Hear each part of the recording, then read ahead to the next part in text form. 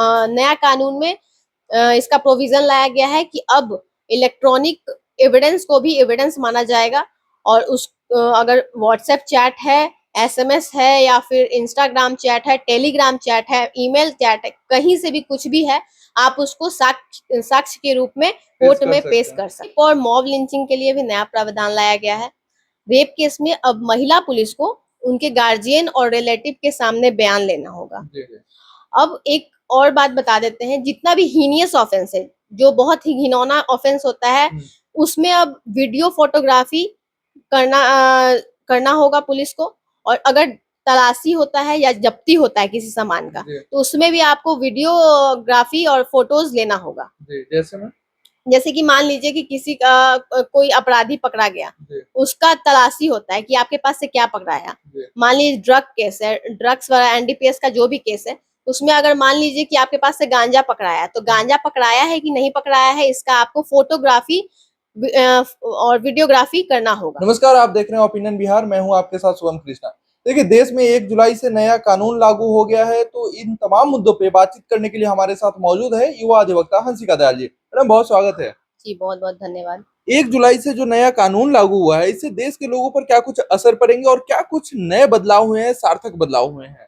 जी, आपको बता दें कि बीते साल संसद के दोनों सदनों में, लोकसभा राज्यसभा दोनों में नया कानून को पास कराया गया है। 1 जुलाई 2024 से ये कानून लागू हुआ है और इसमें कई सेक्शंस और कई पनिशमेंट्स में चेंज आए हैं। उसके प्रावधानों में चेंज आया है। आपको इसमें 3 एक्ट्स को, तीनों के नाम को चेंज कर दिया गया है। जैसे कि आईपीसी को चेंज करके अब भारतीय न्याय संहिता कर दिया गया है और सीआरपीसी को चेंज करके अब भारतीय नागरिक सुरक्षा संहिता कर दिया गया है और इंडियन एविडेंस एक्ट को चेंज करके भारतीय साक्ष्य संहिता कर दिया गया है। इसके बाद आपको बता दें कि कई सेक्शंस को भी चेंज कर दिए गए हैं। जैसे पहले बहुत सारा ऐसा मुख्य जो सेक्शंस थे, बहुत सारा उसमें, जैसे कि गांव घर में इसको मुजवानी याद रखते थे पहले। जैसे कि गांव घर में इसको बहुत मुजवानी याद था। जैसे कि मर्डर का केस हो गया, इसमें पहले इंडियन पिनल कोड से हम लोग 302 में हम रजिस्टर करवाते थे एफआईआर। अब उसको चेंज करके, उसका सेक्शंस को चेंज करके 103 सब क्लॉज 1 में अब रजिस्टर कराएंगे मर्डर का केस को। और ये भारतीय न्याय संहिता के एक्ट से उसमें रजिस्टर होगा। जैसे कि पहले अटेम्प्ट टू मर्डर था 307, उसको चेंज करके अब 109 भारतीय न्याय संहिता में अब कर दिया गया है। और बहुत सारा अटेम्प्ट टू मर्डर का केस जो है अब 307 पे नहीं लगेगा। जी नहीं, अब 307 में नहीं लगेगा, 109 में लगेगा।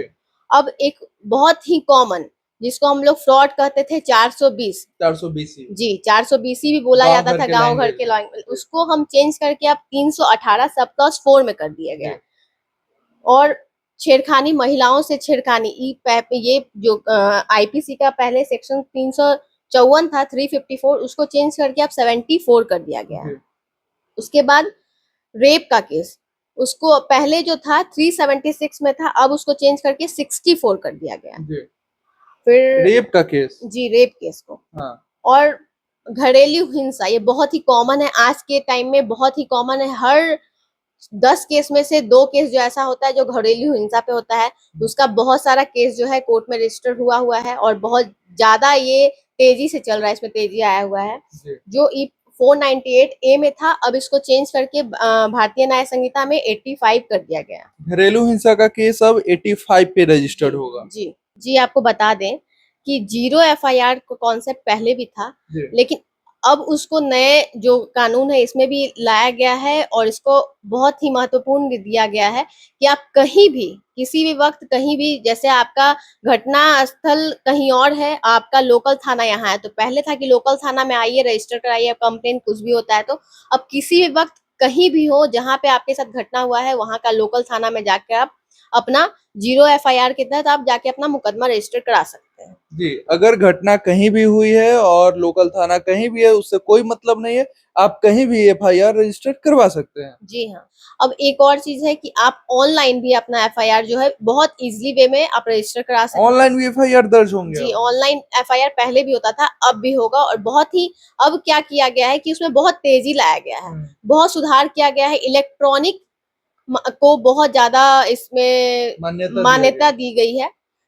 जैसे इलेक्ट्रॉनिक एविडेंस को पहले एविडेंस नहीं माना जाता था। अच्छा, जैसे कि पहले अगर मान लीजिए कि किसी ने वीडियो रिकॉर्डिंग किया, पुलिस के पास किसी का व्हाट्सएप चैट है, आजकल इतना ज्यादा फ्रॉड हो रहा है मोबाइल के माध्यम से, इलेक्ट्रॉनिक माध्यम से।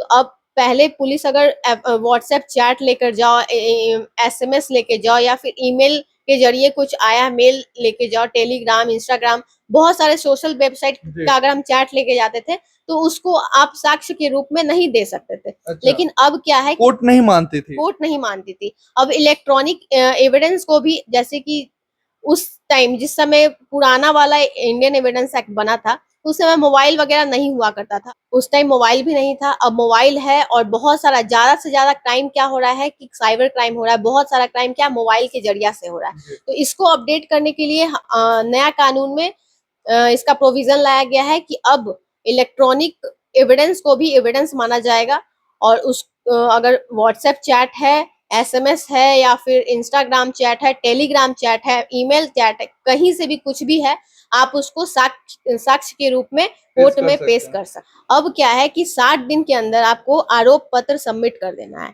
और 45 दिन के अंदर कोर्ट को उस मुकदमे का जो भी फैसला है उसको अंतिम फैसला 45 दिन के अंदर में सुना देना है।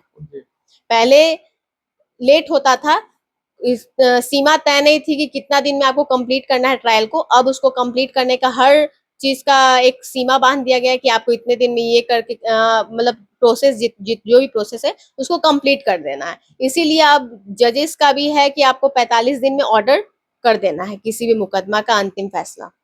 और मॉब लिंचिंग के लिए भी नया प्रावधान लाया गया है। रेप केस में अब महिला पुलिस को उनके गार्जियन और रिलेटिव के सामने बयान लेना होगा। पहले रिलेटिव नहीं भी होते थे तो महिला पुलिस जो है उनका बयान ले लेती थी, लेकिन अब कंपलसरी कर दिया गया है कि उनके पेरेंट्स या रिलेटिव्स रहने ही चाहिए। हाँ, उनके गार्जियन रिलेटिव रहने चाहिए जब उनका बयान हो रहा हो तो।